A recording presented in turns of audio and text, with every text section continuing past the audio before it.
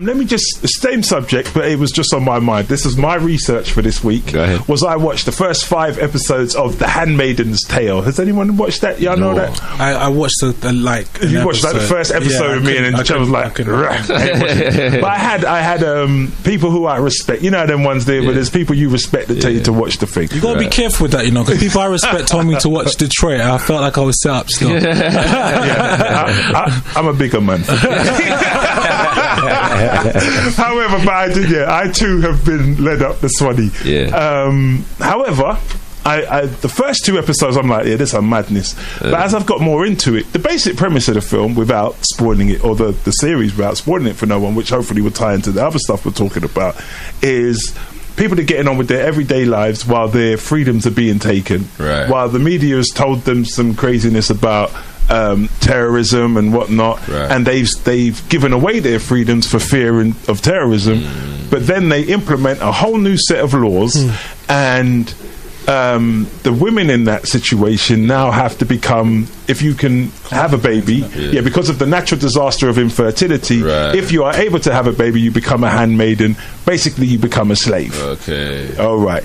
And it's like, sounds interesting. I'm gonna check that out. But it's like, at first, you got to do 3 episodes. If you do the first 2, you're going to just kiss teeth and walk away. But as I got into it, and then Trevon gave me, actually, I don't know, you told me this morning, but I've had that style where sometimes before you watch a whole series and let them get all in your head, go read it. Just go on Google and read the rest of it. So I got the basic thing, then I read the rest. Right. But it's that mindset where we're being controlled, and we allow ourselves to be controlled because we're not strong enough to actually take charge of our environment and see it as serious. We give away our responsibilities and let someone else take care of it, and then we're upset when they take care of it and do what they've got to do. This is reminding me of a film, one of my favourite films actually in recent years, a film called Inception.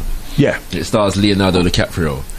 That's a big film. Everybody know that one. Yeah, it's a very interesting film, right? But I feel like, because it's one of them films that a lot of people have to watch a couple of times before they actually get what's going on in the situation. Because the storyline is not actually what the film's about. And it's like, it's one of them things where you watch it and you feel, and you think to people, so you don't think that this thing actually exists, like that Inception is actually our everyday reality, like planting that idea in our head, and you accept it as though it's your own idea. It happens all the while. But and the ironic thing about it is that half the time we get these ideas from the things that we watch, the films. You know what I'm saying? This is one of the main ways that they plant these ideas in our head. I had the pleasure yesterday of hosting the Africans on Film Festival, which is put on by the Adinkra Arts Collective in Peckham. Fantastic festival, but it just really brought home to me the extent to which we need to control the moving image to tell our own story out here. That's what I'm saying, because I think that there are so many ideas that, you know, we're on radio and we all minister to our people on different levels at different times, but then like the system that we're in puts out one blockbuster movie and we're gone. That finished. You get me? Like millions of us are tuning into that one film. So I feel like it's a guide in terms of where we need to take the thing. You know what I'm saying? You know what? As you're saying, sorry, I was going to say on that point, because that's what came up for me going back to the Detroit thing. Was that representation? And it's like I felt personally sick of it. Like there's nothing we can do, just gonna kill us.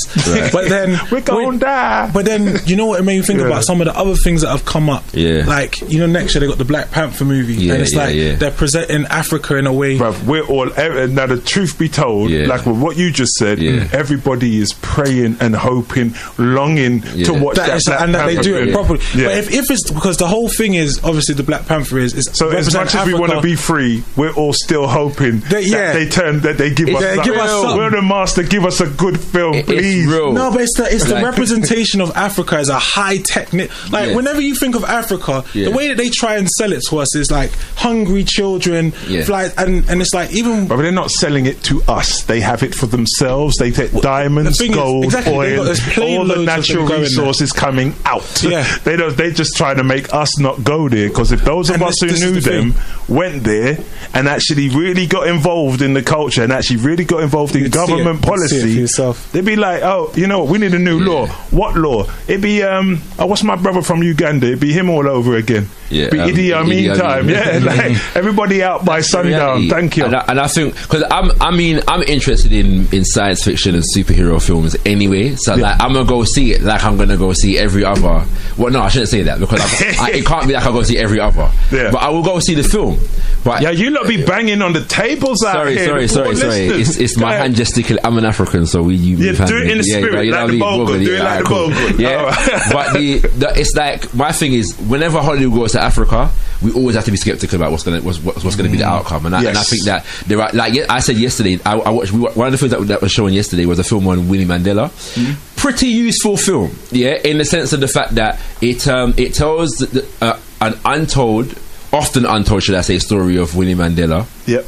That the masses probably are mostly unaware of. Things that, generally speaking, in the Pan-African community, people knew and were saying from in terms of the fact that how she kept the movement going and how the system kind of moved to attack her and marginalise her and kill her, assassinate her character. Yes. So, but they obviously they go through a lot of these things in the film. The film is directed by a white woman, right? So I venture to suggest that at the end of because this was the last one that was shown, but after having interviewed the nice white lady, to the audience of Africans, at the Africans on Film Festival, that we need to tell our own story, and we shouldn't be afraid to affirm that our primacy in telling our own story. Just what I'm saying. Whoever else does what, there are certain stories that are ours to tell. Yes, and I don't. You know what I'm saying? Still waiting for the Marcus biography. I'm still for the biopic, and I keep saying that me and you should get in this thing, and you should take a spot. I will not trust any Marcus Garvey biopic that I have not made. Right. Well, then come back and do the thing. It's one of them things. So I'm going to wait to see. I hope that the brothers and sisters who are involved in it do service, but obviously I'm saying we should do one. Are you telling me there's one in progress? There's one in progress. Delroy Lindo, who played Delroy Lindo, Badman actor. He's heavyweight. But apparently it's been rumoured for a long time that he's supposed to be playing Marcus Garvey in his biopic. So we need to get, because Hollywood, sometimes these rumours go around, and sometimes it's like somebody wrote the script and it's not going nowhere, or whatever. So we'll see how it goes. You know what I mean? But I've loved that kind of thing, to actually start to tell our story. And we did plays and stuff where we may not be able to afford the whole cinematic thing, but if even just to get the story out, because all you need is a writer, an actor, and a place to stand. Well, we've worked together. We have, president and them kind of things. Yeah, understand. So we can do this thing. It's not like it's difficult, but we have to want to take responsibility. That's right. And as we're always talking about with the whole education system and whatnot, if we refuse to take responsibility, then we're going to have to settle with what we get. Definitely. Do you know what? Sorry, just to confirm. So, this is actually happening, this Marcus Garvey film. Yeah. So, 9th of November 2018. It's scheduled for release. Yeah, the Marcus Garvey story. Do you know what? Like, I pray they do a better job than they did with the most honourable Elijah Muhammad in the Malcolm X film. Let's see how it goes. Because my son was doing something the other day, I've sent him off, go and do some study on Marcus Garvey. He's done some studies, come back, and one of the things he's come back with is Marcus Garvey was not a good leader. He spent the people's money on himself. Right. I'm like, and we got levels coming for that as well, because we're like, very much involved. We had a session because we just celebrated the month of Messiah. Yes. Right? And one of our sessions was dealing with whether Marcus Garvey had the right strategy for economic warfare. And that was really looking at the fact that many people just call Marcus Garvey a capitalist he's either just a ardent capitalist or just a bad businessman who didn't know how to handle money. Yeah. And there's so much within that like it's just so like not nuanced and lie. You know what I'm saying? Like, so it's like, you know what I mean? It just reminded, when I saw that, and you know what, when I looked at it, it just reminded me of Bill Cosby. Right. That's how I felt. I felt I heard that. Marcus can't have nothing. Yeah. Like, you can't look what we've been through, look what we've come through, and you can't go, look, I tell you something, from the man had a ship. Everything else is done yet now. Everything else is over. Right. The man had a ship, a line of ships. Yeah. Like, I'm done. Take that off. We're remembering him now. Right. Anyone else who had a line of ships, line up with Marcus. You're not having a line of shit. All right, back off. Like, you know what though? You asked a question what we can do, and I spoke to. I don't know if you're familiar with All Nights. They run the comic book people. I know my brothers. What's his name? Wayne Riley. Wayne Riley. Yes. So I was chatting to him one time. Actually, we should get Wayne in. Go ahead. Definitely. Yeah. But about the Black Panther film. Yes. And he was saying basically what he's doing. He's planning to capitalize on the promotion of that film with his own work. Just what I'm saying. Wayne's stuff is on that level that you're talking about and has been for years. Yeah, for years. And the drawings and the team, the way that they put their stuff down, it's amazing. So that's what we've got to do. So I'm a Garvey, so I've got things ready for when that Garvey film comes out. Yes. That's what it is. You've got to capitalise on the promotion of whatever's going on until you have the institutions and the infrastructure to do your own thing. All right, remember the Borgo? Yeah, man, everything is. So yeah. Okay. Go ahead, son. No, just thinking about that whole point in terms of us control. I think it's important for us to be the ones to tell the stories. I understand what you're saying in terms of where we are now, but it's important for us to tell those stories. Definitely. Because even when you look at like the films around the Holocaust, there's a certain. When you look at directors of those films, I was just looking up Defiance, which was a film I watched a while ago with Daniel Craig in it, and it's like the Holocaust. The Holocaust, World War II.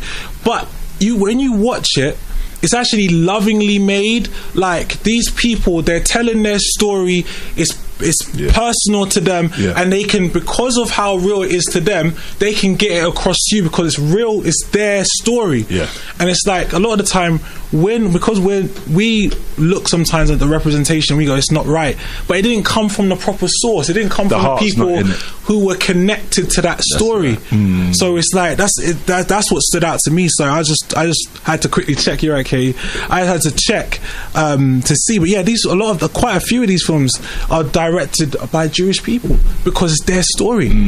I do remember that in terms of when you said it was lovingly put together. Like even the stresses and the troubles, they would be there and be losing their family and have to take a second wife, and your wife's still here, but you've got to take a second wife. To keep the sensitivity that was done with for you to feel the humanity. This ain't just people knocking about in the woods. This is human beings who are fighting for survival because it's important to them. They've drilled down into that. And that's what's real. They are the masters of film and telling their own story. Easy now. Jay-Z said that the other day and got in trouble. No, but they're the master. I mean, that's that filming, that whole Hollywood industry. That's their industry. That's where they come up. It may have been invented in France, but once they got hold of that in America, they really took it to town. And we're, like you said, we're all sitting here waiting for them to give us a new film that we might enjoy.